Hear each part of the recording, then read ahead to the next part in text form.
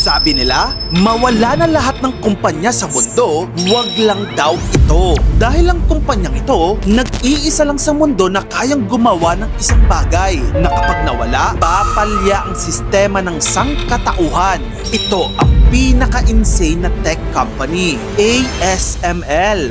Lahat ng biggest company sa mundo gaya ng Nvidia, Apple at Samsung nakadepende sa ASML. Pero ano nga bang ginagawa ng ASML? At bakit hawak niya sa leeg ang buong mundo? Ang ASML, hindi sila gumagawa ng cellphone o laptop o computer chip. Iba ang trip nila. Ang ginagawa nila ay ang dambuhalang makinang ginagamit para i-print ang napakaliit na design ng chip sa silicon. Parang printer. Pero imbes na papel at ink, gumagamit sila ng invisible light para mag-print ng mga pattern na bilyon-bilyong beses na mas maliit kaysa ordinaryong drawing. Sa ngayon, ang ASML lang ang nakagawa ng EUV lithography machines na ginagamit sa mass production ng pinaka-advanced na chip sa mundo. At alam mo ba yung mga customers nila? Big time! Gaya ng Intel, Samsung at TSMC, which is yung factory na gumagawa ng maraming chips na dinesenyo ng Apple at Nvidia. Kaya yung cellphone na hawak-hawak mo ngayon, yung chips na pinaka-utak niyan na nasa loob ng cellphone mo ngayon, ang gumawa dyan ay makina ng ASML. At sabi nila, ito ang pinaka-importanting machine sa buong mundo ngayon.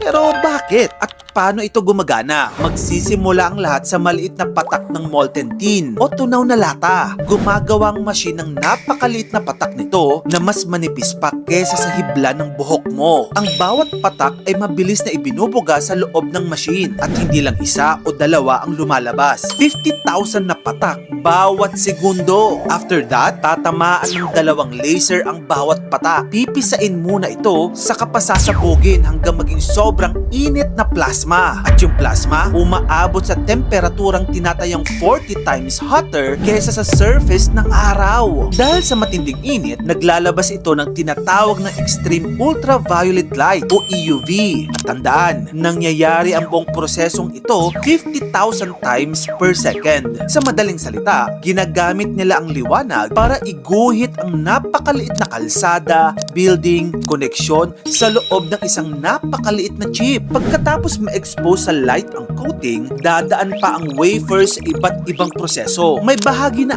aalisin, may bagong material na idadagdag, may pattern na uukitin. Pagkatapos, babalik ulit ito para ma-print ang susunod na layer.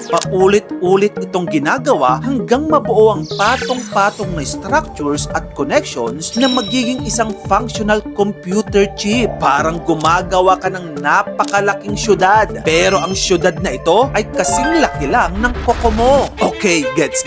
Sobrang intricate ng ginagawa ng mga machines ng ASML. Pero bakit hindi na lang sila gayahin ng ibang kumpanya, di ba? Well, almost impossible task yan. Dahil hindi lang ito simpleng parang Xerox machine na pwedeng baklasin at kopyahin. Inabot ng ilang dekada, billions of dollars of research at libo-libong engineers mula sa iba't ibang kumpanya ang pagbuo ng makina na ito. Kaya kapag sinasabi nila na kapag nawala daw ang ASML, hindi naman ibig sabihin biglang titigil ang kinabukasan ng lahat ng cellphone at computer. May mga existing machines at factories pa rin gumagana.